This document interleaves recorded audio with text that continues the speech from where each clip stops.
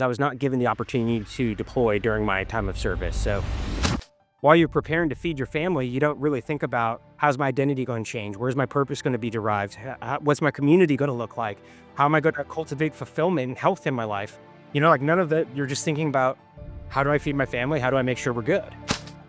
Once I realized this is a zero-sum game, and the only way forward is to sacrifice something that I can't regain, right? Which is integrity. I have to walk this path. And the second I accept that, I don't know, I feel a sense of peace that defies the logic on the paper. When I was exiting the military, they would pretend like they were drinking all the time because how much I drank. And now they are working out in our gym, regardless of if I'm there. Now they're reading as they go to bed. Now they do what they see.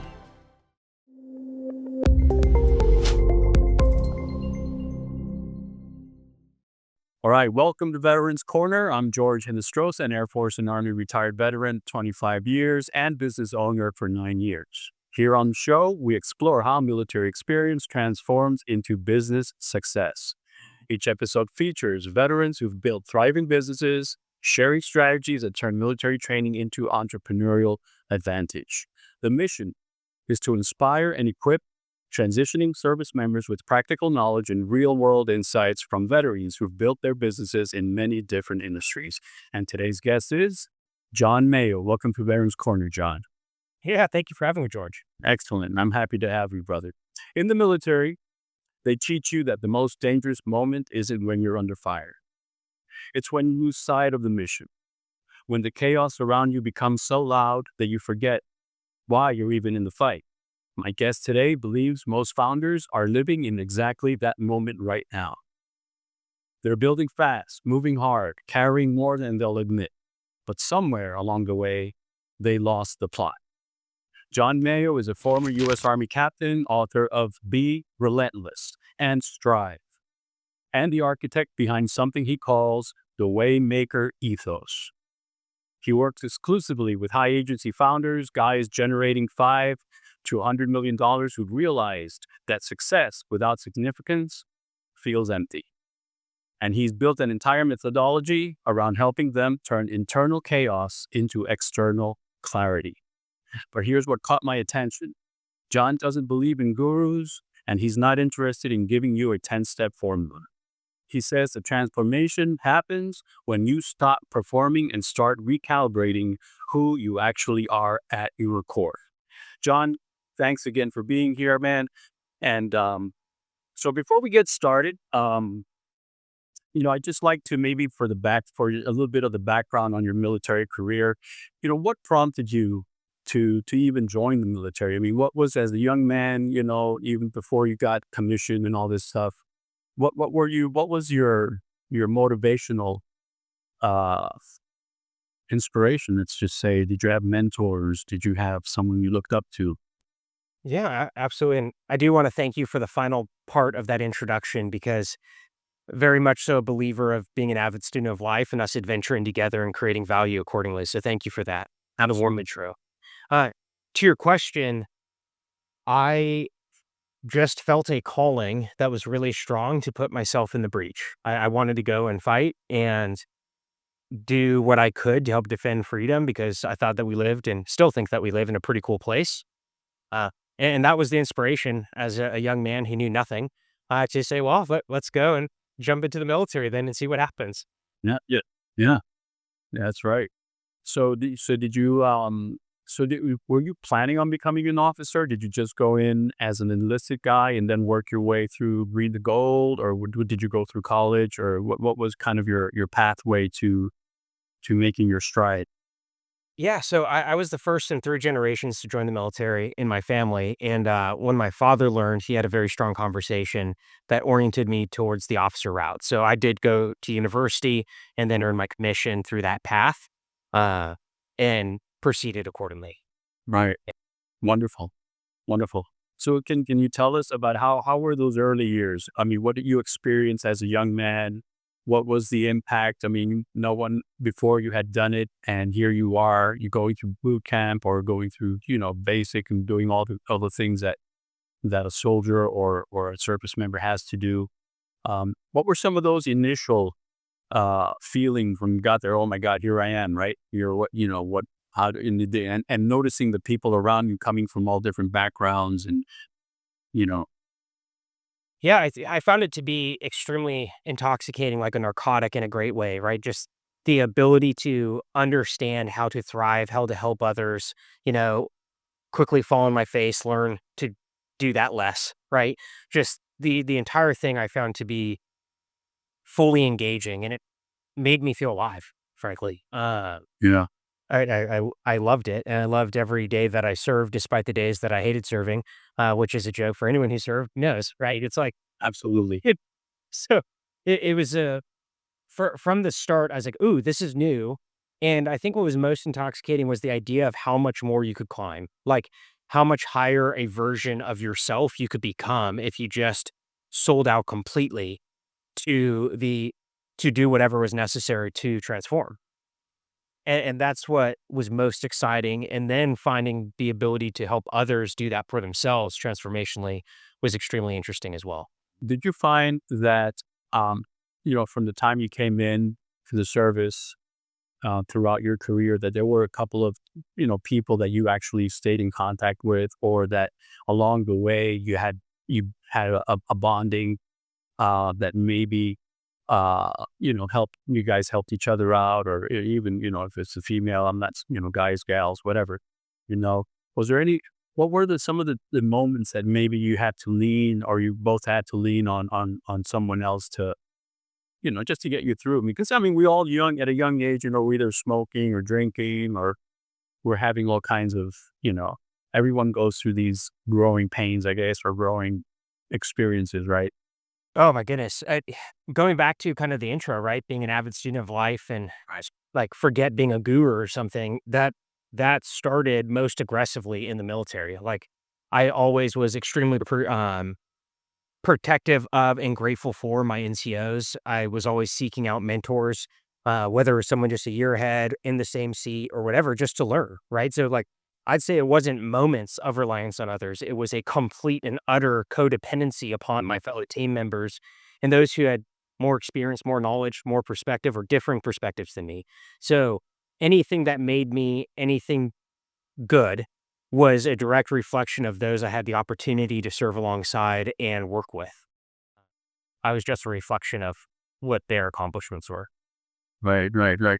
So did you have any, like, let's say, did you have any moments? What were some of the maybe moments that really stick out for you, or maybe deployment, or maybe anything, a job that you were put into unexpectedly? Hey, hurry up and wait, or hey, by the way, you're just being voluntold to, now you're in charge of this whole battalion, or you're in charge of this platoon, or by the way, Yeah, absolutely. So, um, you know, I don't know how to paint it. So just the fact is I was not given the opportunity to deploy during my time of service. So just so that that's stated, but I was given the opportunity as a first lieutenant to lead our battalion fire direction center, which was extremely enlightening. And my friend then, also my boss, his name's Kirk Van Everen, he's since retired. Him and I, like that was the not asked for, here you go. You were supposed to take a platoon, now you're taking the battalion, go type of situation. And the relationship we built together and with our teams, and how we were able to revolutionize how we provided fires across our Divardi accordingly, was one of those situations where you can't be the guy with all the answers. You can't do this thing, but if you come together in humility and are relying on one another, everything becomes possible.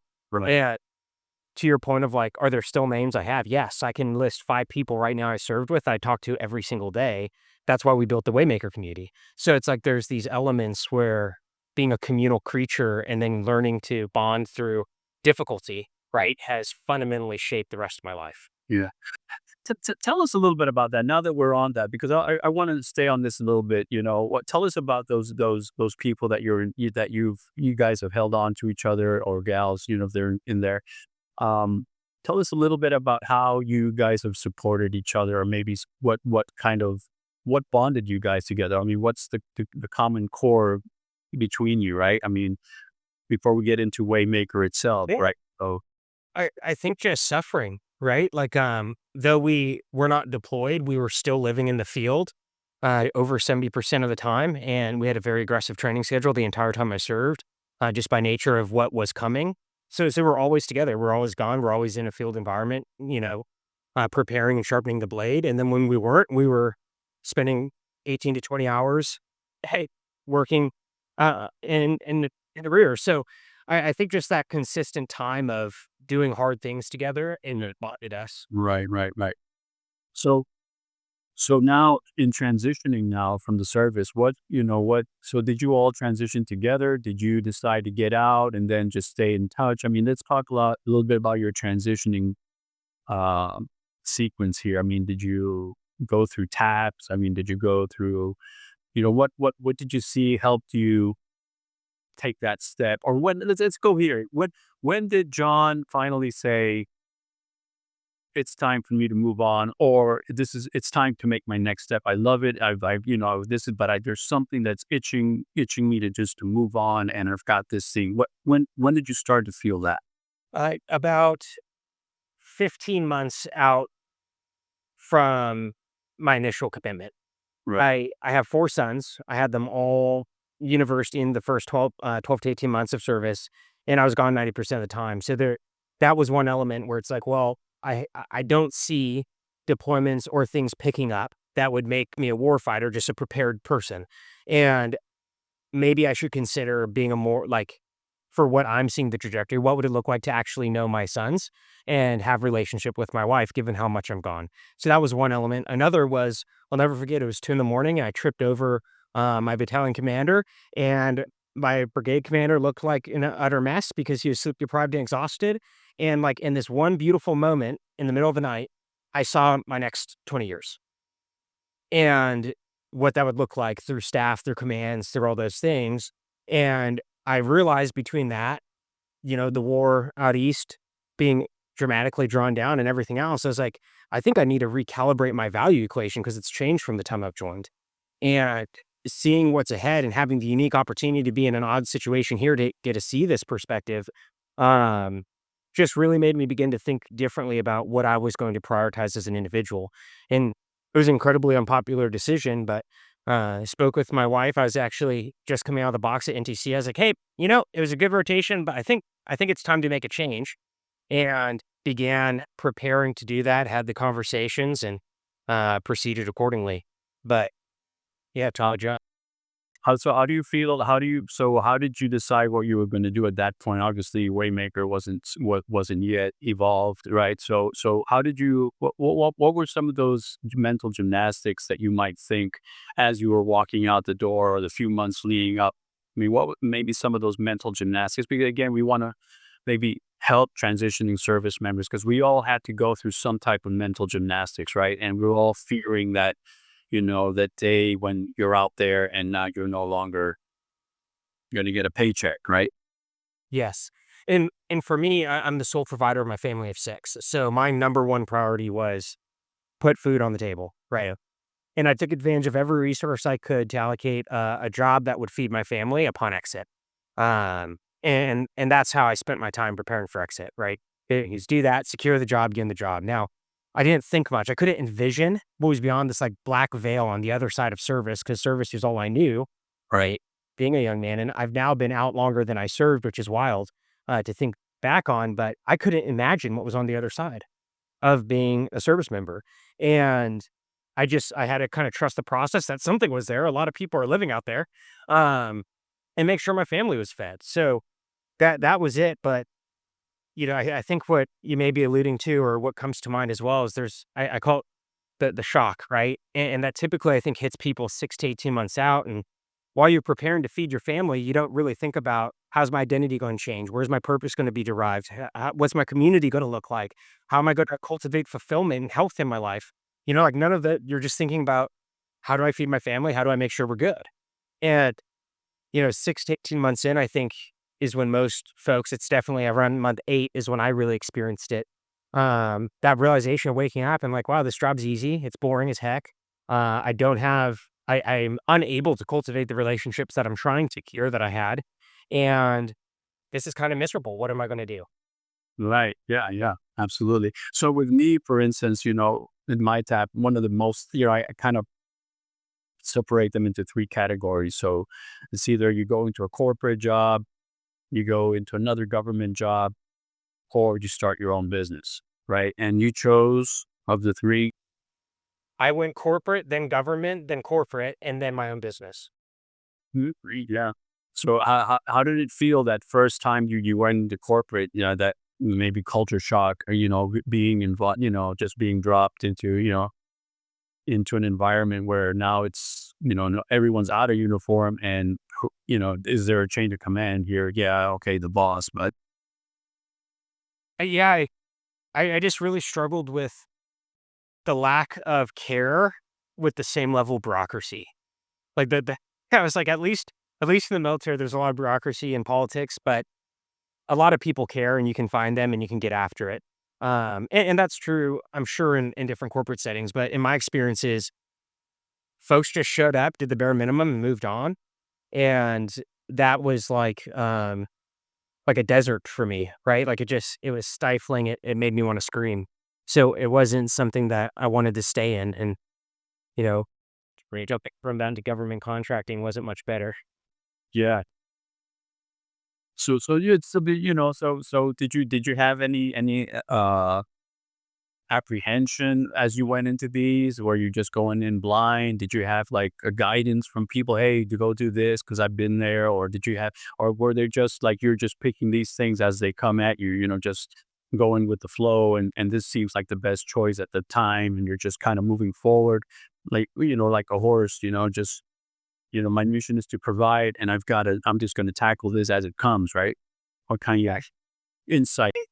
I think what was really helpful was I was very intentional to look ahead, right? So the entire thought was I'm no longer a service member for the United States military, which means I'm now the mentality I accepted was that I'm a mercenary. So the idea I played with is I'm going to go and provide my skills for whoever I can most align with in an energy standpoint and be most rewarded with in a monetary and reward standpoint. And because of that, it gave me the freedom instead of approaching these different roles as careers, like one would when you serve, it was to look at, okay, how can I learn and then promote myself, even if that means externally. So that's really what happened. I went and took a corporate role. I learned everything that I could in that position specifically. At least I had the capability to learn myself. And that positioned me to have the opportunity to create a promotion in another company. So I walked to that and then did the same thing into a senior leadership role in a small to medium sized business, and then I did that again until I was able to get my business off the ground. So it really was this. Okay, I refuse to be stuck here. I refuse to. There is no time in service as a civilian. It's what can you create, and that forward looking. I was always looking, cultivating those opportunities, especially when I ran out of runway in a position, and that created the ability to continue moving in a positive trajectory. Right, right, right. So looking back, is there anything you wish someone would have told you about transitioning that you had to learn the hard way? Just you know, in general, if you had to look like right now, if you look back and said, "Oh, like, maybe I should have done this, or maybe I should have done that before getting out," or and yes, And not even before getting out, like, I think serving is one of the greatest gifts, at least in my life. It was such a rich period, and the further away I get, the more gold I can extract from it. The moment it starts to become poisonous and you can't correct that, I would encourage someone to give themselves the gifts of hanging up the towel and going to somewhere where they're not gonna poison the well and they can create life for themselves, right?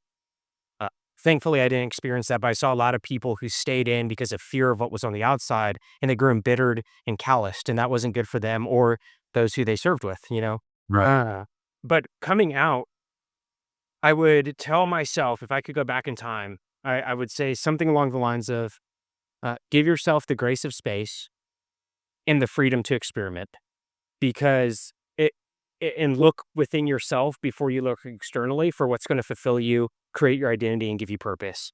And if you really spend time in front of the mirror and give yourself the time to process and experiment and the freedom to experiment, it'll all click in a lot faster than I have to have this figured out now with the same definitiveness that I would in operate here.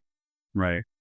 which is something that as military, right, we have, it's always like, you got to go by the order, follow the orders. There's always like, you always have a plan, and, plan A, plan B, plan C kind of thing. But when you're out here, right, it's like, okay, yeah, I can have plans, but I have to kind of flow, right? Go with the flow at some point because you don't know, right? Yeah. So how did your family adapt to the transition? And just take a few seconds and just, how did that, because you had kids or 4 kids, you said at that time, right? Already. And how did your family adapt to that move? Yeah. Well, we've continued to move a lot, but the transition out was probably the most challenging because my wife went from being a solo parent for the most part Yeah. to all of a sudden having her husband back in full force. Uh, and that was challenging, right? Like, what do I do with my face and hands? And like, how do we support each other and not contradict each other? I'm not just a day or two, like that was challenging, but we faced it with intentionality of like, okay, we wanted to do this. So how do we do it well? And that was not without its moments of friction, but it was definitely, I think, something that's worth expressing. Like, hey, everyone's adapting here. This is a big shift for everyone, and it takes time to process that. Thankfully, the kids were young enough still when we exited that they just were along for another ride. Right. Right. How about But fun? Yeah. yeah, exactly. But for my wife, she also lost the core group of community that she had learned how to foster going from station to station, house to Yeah. house, Families readiness programs and all of those things, and just like the identity of her husband's a service member and she's supporting me and she has that, right? So for us, it was okay, what are we going to build now? Who are we now? Because we're no longer this, right? She doesn't have HRG and other things to be engaged with. So what are we going to do with our time and how are we going to build community? So it was definitely an adjustment and we finally have a system that's working for us. But it took a year or two to figure out. so in hindsight now, would you say that you and your wife look back at the military and did that give you guys like an identity? Like do you just do being a veteran now and she being a veteran's wife? I mean, do you guys carry that with you? Is that still something you guys like lean on? We did that, we went through that, and now here we are and we're making it now, right? So is that something you carry forward with you? Is it part of your identity or I don't, we're not forward about like, hey, you know, it's like I served, but I do think those years were formative for us, and we'll always carry what we learned through those years throughout the rest of our lives. And I think it has instilled a bit of our family identity, right? Like I don't know how it couldn't. Um, my goal is that you never know I served unless you ask, just because that's how I like to show up to the world. But there seems to like I know that within our house that is important. And when it comes up healthily in conversation, it's something that we're very proud of and excited for. So, I'm not going to be the guy with a big lifted truck that says Army veteran on the side. That's just us, but absolutely no, no, yeah. So, so let's talk about a little bit about John now in his quiet time. Like, what do you do now? Because we used to get up in the morning and do PT and have all these physical training things and tests during the year to accomplish. What does John do now, or maybe with his wife? What do you guys do to keep yourself mentally fit, physically fit? As part of, we're talking about the financial side of things and the stress, but now there's always that time that we need to make for ourselves to keep us centered, right? What works for you, John? What can you share with the audience that may help someone, right? absolutely. So for myself, I call it the Forge 30 hour. So I wake up at 4:30. I spend an hour with some materials, reflection, prayer, things like that. At 5:30, I between 5:30 and 6, I go out and I train. So I fight 3 times a week, and then I lift the other 3 times, and then Sundays I spend that morning time, the training time with my wife. And between that and being a part of my Forge and the Waymaker community are two elements that keep me really grounded, both individually for recharge and in relationship with others. So that that's like my personal mental physical hygiene, if Mhm. you will. And then more and more, I just bake into everyday opportunities to learn. Put myself in conversations like this with you where we get to explore. talk to people who are further ahead than me, peers, folks who may be interested in partnering together. But just across the board, I approach everything with, okay, what can be learned here? What Mhm. new perspective can be gained? That type of thing. How important do you think doing that is for you? I mean, as an individual, like just working out or doing, doing your physical routines or your meditations, time for meditation. How important do you think is that something you could just like forget about, or is that central for you to start your day? Is it something that you look forward to? I mean, how impactful is that to you? It's critical. I hate myself when I don't do it. Like life becomes hell. So it keeps everything in order for me. It keeps me at peace. So to not do that, there's been seasons since exiting that I've not done that, and I don't like who I was in any of those seasons. So uh, yeah, it's absolutely critical. Yeah, right. So let's get into your business now. Transition here a little bit into your business. So when did you first get your idea? Now you've gone through a couple of your corporate back and forth, and now here you are. Now John has a little bit of accumulated intellectual capacity. Now, what was it that started to move you in the direction of maybe I should start doing something to help others? Or when did all that start? I mean, how did it start? What? Yeah, that started, I'd say, when the identity question started coming up. I was like, what can I do here to create value and do my life with meaning again? And like I started and closed 5 or 6 businesses from that point. So it was very aggressive with different partnerships, different ideas, pursuing those all on the side, all while working other jobs. But like I needed to find something that helped me satiate this desire and call to more. And really just sent it on all of those different pursuits, um, until finally I started my current company, which just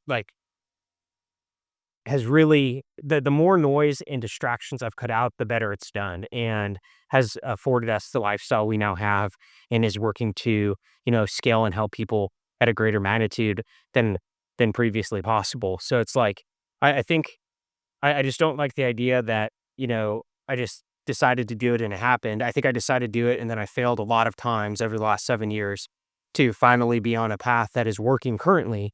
And that only makes me more hungry to learn because I'm like, well, it's working right now, but I don't trust it's going to work tomorrow because security is a myth. So how can we continue to evolve? Right. Right, right. Yeah. So were you doing this alone, or were you already like, are you trying to bond with some of your Waymaker team, right? So were you already bringing them into this, or were you still on your own at that time? I brought a lot of people into partnerships that didn't ultimately work out for one reason or another. So now I still work with a lot of my friends, but not in a business partner relationship, and that it's working really well for us. And I think it's just because I'm ruthless on myself, and I think that becomes unfair when I'm partnered with others directly.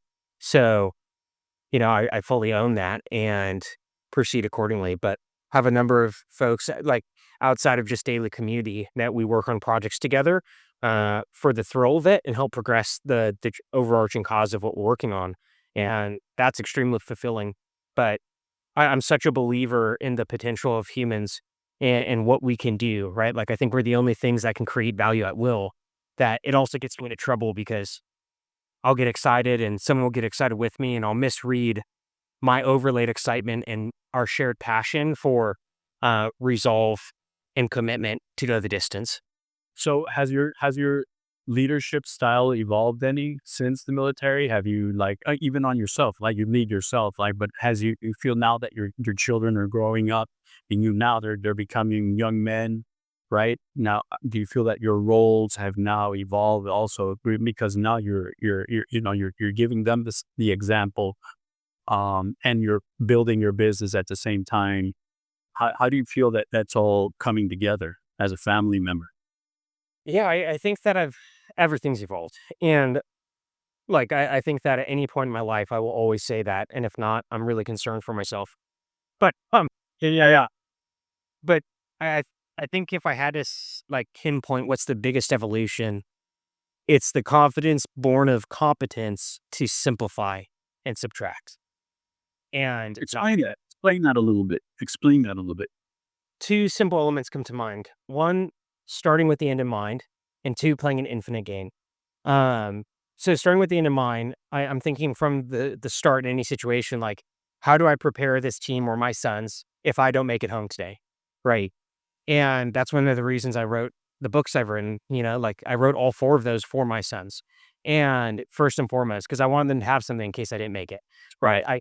Part of why I do my podcast is I want them to have that as a library in case I'm not here as they grow. Right. So a lot of that preparation though also goes into my work with organizations of like how do we empower people to not need so that I'm never a single point of failure. Um so on the one hand, I think there's a humility that comes in that because you have to release the idea that you're necessary. And then the second piece, playing the infinite game, like if you want something to go far, it is far more durable if it's simple. And the simpler it is, the more durable and effective it can be. And like I just think of this adage where a fool explains a simple thing complexly and a wise man explains a complex thing simply. And, one of the things that I find joy in life is sitting down and having a 4 or 5 hour conversation in which we're expressing all of the complexities of the world in a problem set and then creating together something that is laughably simple and extraordinarily effective. And the reason that that's relevant as my leadership evolved, I think that less equipped or younger past me, right, thought that it couldn't be that simple. It had to have some level of complexity to be worth anything. And now I realize that if I was courageous enough, it'd be more simple. It's just a distinct difference. Yeah.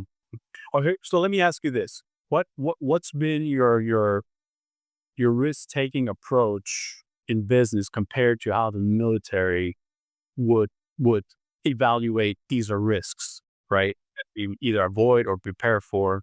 How has your risk approach leveraged itself out now that you have this more of a deeper sense of who you are, first of all, and how the world is, right? Real.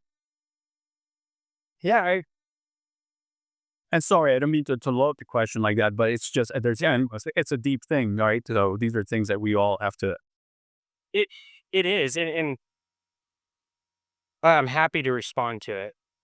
Yeah, take your time, man. I mean, it's a deep question, and we're hoping to help others. The so we are not risk averse. We're incredibly risk tolerant. Uh, I think the most helpful way to respond to that is one, building your relationship with what does security mean. And for us, like when I say courage to be simpler, it means like I don't need to have motion create noise that makes me look smarter. Like I don't feel that posturing being necessary anymore, right? This goes back to like gurus and experts. It's like I am a professional and I'm an expert in a lot of things, but that doesn't mean anything to us to solve this problem. So when it comes to risk for myself, I run the analysis, right? Like especially huge fiscal risk that's going to affect my ability to put food on the table, to feed my family. It's like, okay, here's kind of our course of action moving forward. Here's the two or three we see, right? I do apply some of the MDMP process to that. Like, okay, what's the big risk? What's not? I look at it as preparation. I'm not going to follow the step action plan, but if I understand the risks and rewards, I can better make a decision. And then I'm a man of faith, and I also believe that my wife does not need to follow me blindly. So when it comes to those big junction points, I talk with her and I say, "Hey, here's the directions I'm seeing.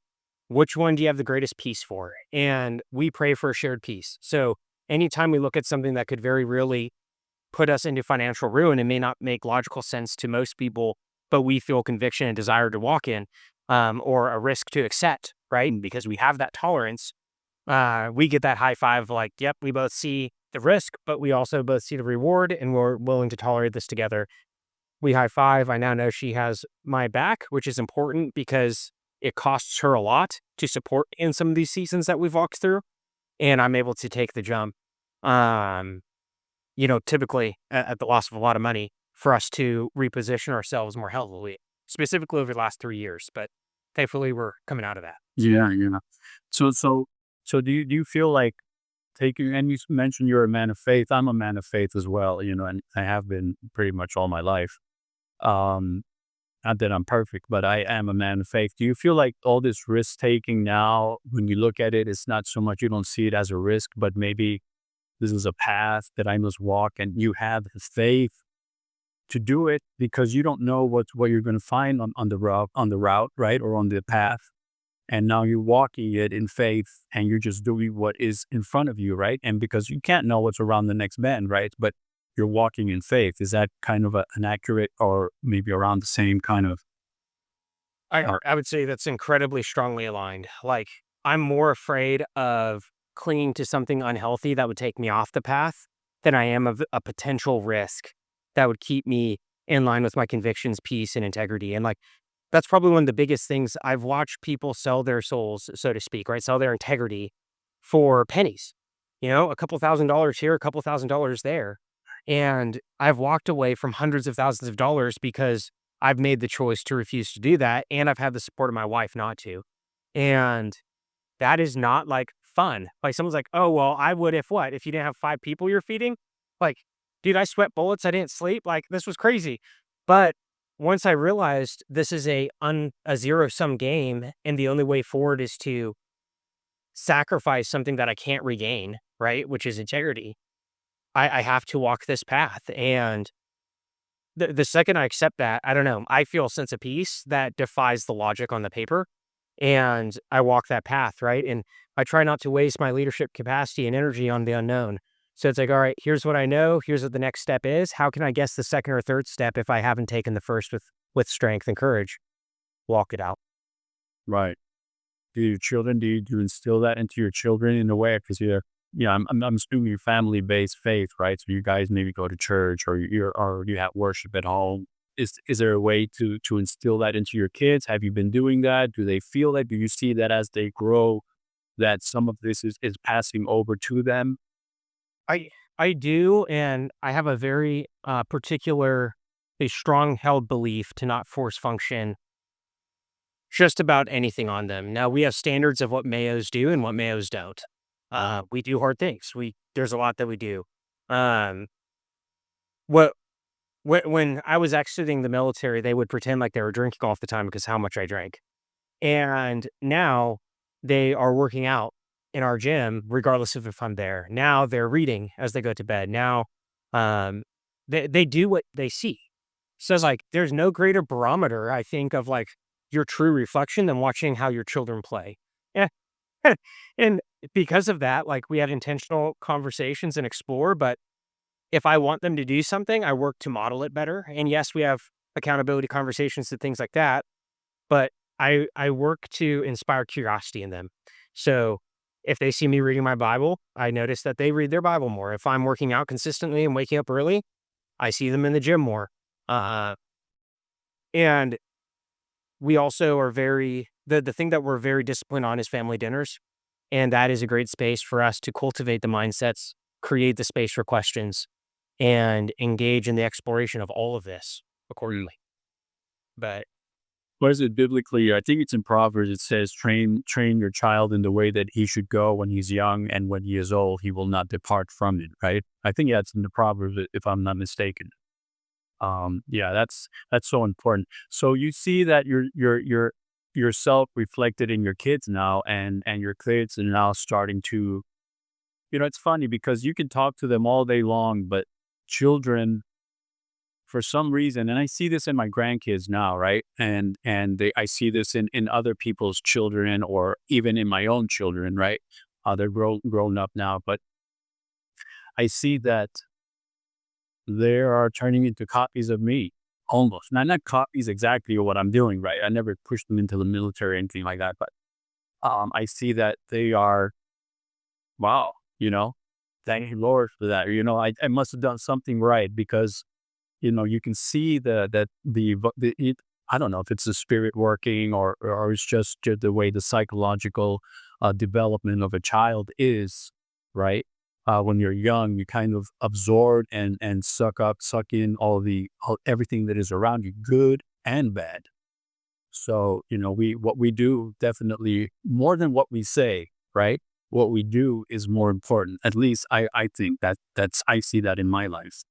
I I fully agree. Like, if I notice my kids are losing their temper on each other more often, I pretty quickly can look in the mirror and be like, "Oh, you've been losing your temper more often." But it's a it's a reflection, and the thing that I think I'm working to instill in them more than anything is a ravenous hunger for like curiosity born hunger and intentionality. Because if I can cultivate that and help to show them what they're capable of by preparing them for the world, not protecting them from it, Right.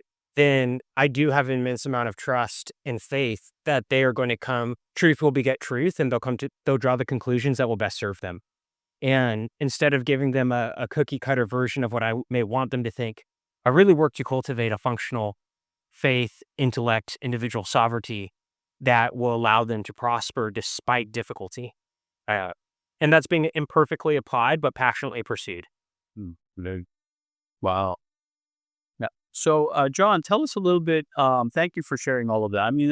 I think that's the core of life, right? I mean, I don't know. I'm very family centered. I've always been.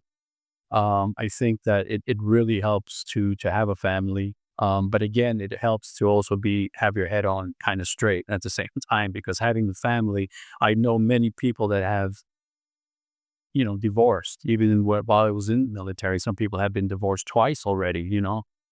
It's just like, wow, I'm going on my 40th year of marriage now.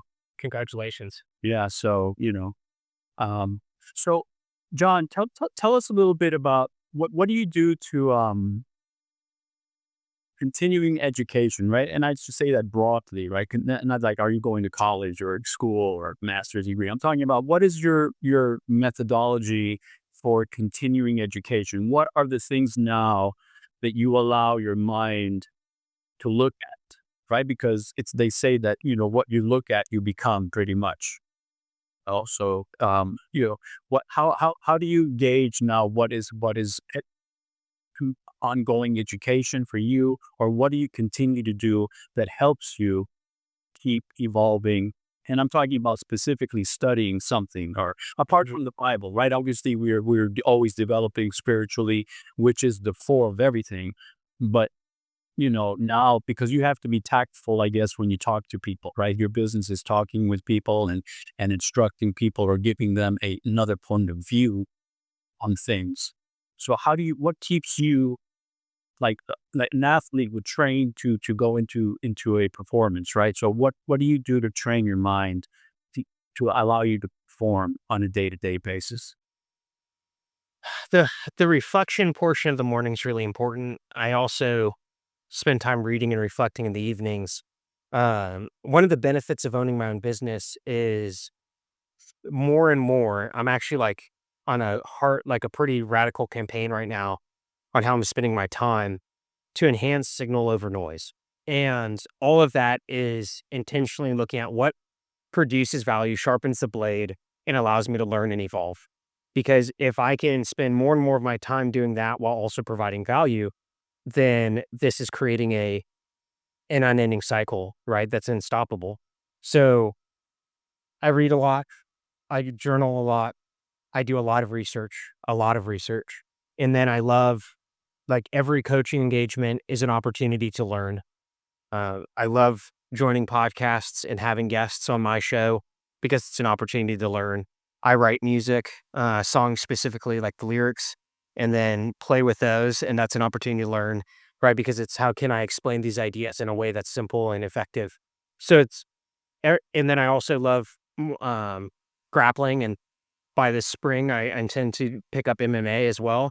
So it's like those are places where I'm always humble, right? Because it's you and the mats and the person who's better than you. So it's like, Right, right. There's no pretend there. It's the reality can't get more real than that. exactly. Right. Between that, the What is it they say, that you're never more alive than when you're closest to death? exactly. Right. Yeah. I remember that bit from jumping out of planes, right? So, it's just jumping out of planes was never like my goal in life, but I've done it almost 100 times, and It's something when you jump out of a plane in the pitch of night, right, with your full battle rabble on, and it's really, it brings you into perspective how, I mean, the whole thing just comes into perspective. It's like you got your, yeah, I am going to do this, and if that soldier, that's a female soldier that is 5'3" in front of me is going to jump out, I better be jumping out. No one's kicking me out of this plane, right? Yeah, if few things are more grounding than when you're wondering, "What's that gurgling sound?" and you realize it's yourself, and you're like, "Oh, I need to get out of here." And, like, those types of things are, I think, just healthy. Yeah. So, Yeah. But listen, John, as we wind down here, and just a few little things here. So how important is networking for you? I mean, do you now, apart from your central core of people that you normally hang out with, or that you brainstorm, or Shark Tank, or whatever you want to call it, how important is just networking in general? Like, this is a network, right? We're doing networking now, but how important is, now you have a podcast as well. So how important is that in this day and age? I I think it's far too underplayed, and I look to build genuine connections. So, I reach out to, on average, 100 people a week. I look to have between 5 and 10 conversations with new people a week. They're not sales calls. They're genuine connection opportunities, and, I give myself the freedom to leave 5 minutes in if it's not, if the things are not aligning. I'm like, "Hey, this was great. Thanks. Have a good day." Yeah. But otherwise, like, you never know if it's a single serving friendship or if you're planting a seed for something to develop years to come. And Future. I've seen all of that. But yeah, I'm very disciplined in meeting as many cool people as I can, because every opportunity I have and everything we're creating is born from knowing other amazing human beings. So it's like, how else can you do that if you're not meeting people? Yeah.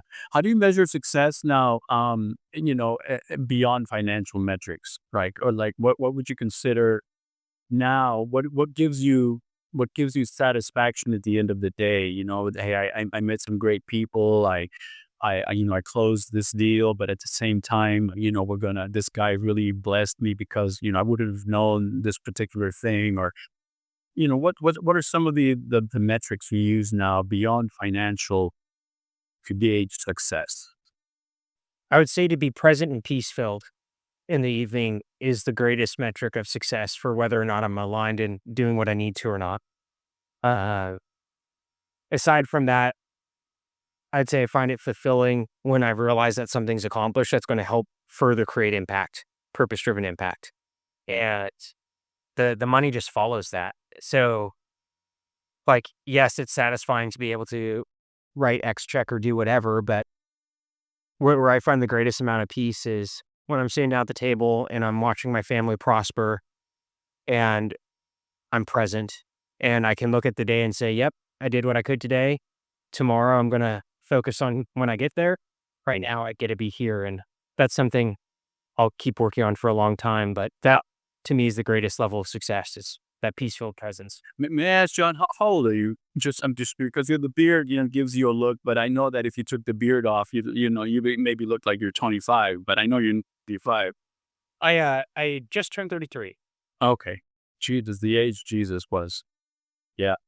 Very, very interesting. So, John, just in closing here, if you had 2 minutes in front of a crowd, in front of a room of transitioning service people, what are a few of the things that maybe just you would want to share with them? Not really tell them to do it, but just what are some of the insights that maybe would flow out of you naturally, and just to share with the room, whether it be officers or enlisted, it doesn't matter, just whoever.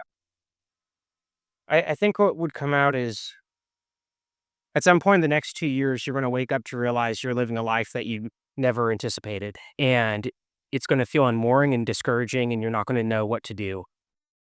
Hopefully, when that happens, you can remember this. And this is the gift that you have the authority, the power, and the ability to take out the pen and write your next mission.